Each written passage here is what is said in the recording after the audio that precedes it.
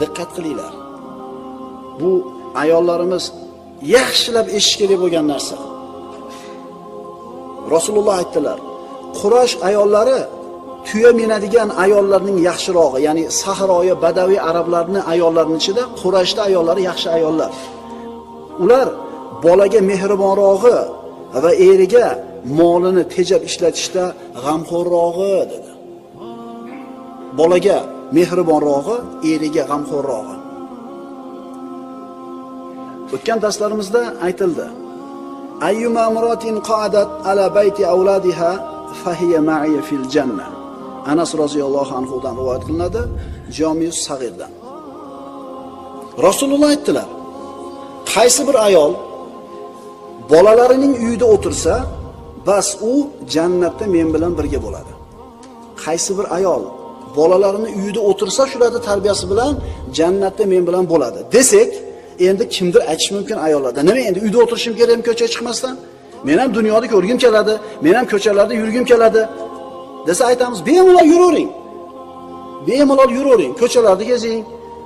Yana kimlargadir o'xshamoqchi bo'lsangiz, o'shalarga o'xshab yuring. Farzandlar bir gap bo'lar, ular ham bir katta bo'lib qolar, umringiz uyda o'tib ketmasin deymiz. Payg'ambarimizning bu hadisi muslimalarga aytilgan deymiz. Siz bilganingizni qiling deb aytamiz. Bu hadislar kimlarga aytilgan? Musulmon opa-singillarimizga aytgan. Qolganlar bilganini qilaversin.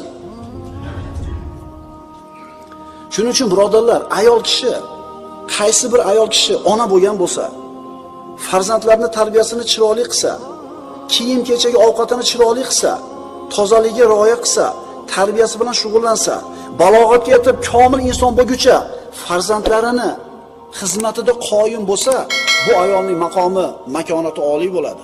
Uyida o'tirgan ayol afzal bo'ladi mehmatda. Hatto ayrim erkaklardan baland bo'ladi maqomi. Qaranglar, hikmat. Har bitta odam Alloh uni qaysi ishga qo'ygan bo'lsa, mana shu ishning ustida zo'r ibodat qilishligi kerak. Alloh taolo bir ayolni ona bo'lish baxtiga muyassar qildi. Onani eng ulug' ibodati bilasizlarmi nima? Farzandlarning tarbiyasi.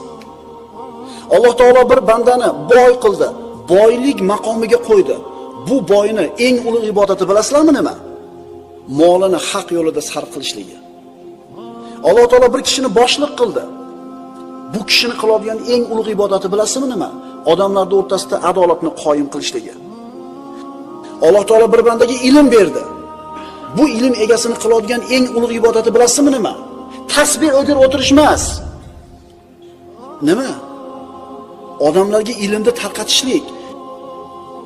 Demak, sizga Alloh taolo nimani bergan bo'lsa, qaysi holatga sizni qoyim qilgan bo'lsa, shu ishda Alloh taoloni ibodatini zo'r qilib qilishlik kerak. Bir doktor bor, tasavvur qiling. Bir doktor bor, qo'lida 20 ta 30 ta kasali bor. Endi shu doktor kechasi bilan uxlamasdan qiyomul laylda turdi. Uxlamadi. Ertaman uyqusirab ishga bordi. Kallasi joyida emas. Ishini zo'r bajara oladimi?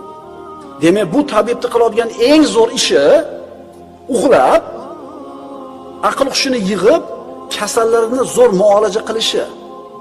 Bu uchun kechasi namoz o'qishlik nafl bo'ladi. Chunki nafl ishni qilsa, yelkasidagi farz, vojib birinchi darajali ish chekida qolib qoladigan bo'lsa, naflni qilishligi to'g'ri bo'lmaydi. Mehmon kelib qoldi yuzga. Birinchi ish nima?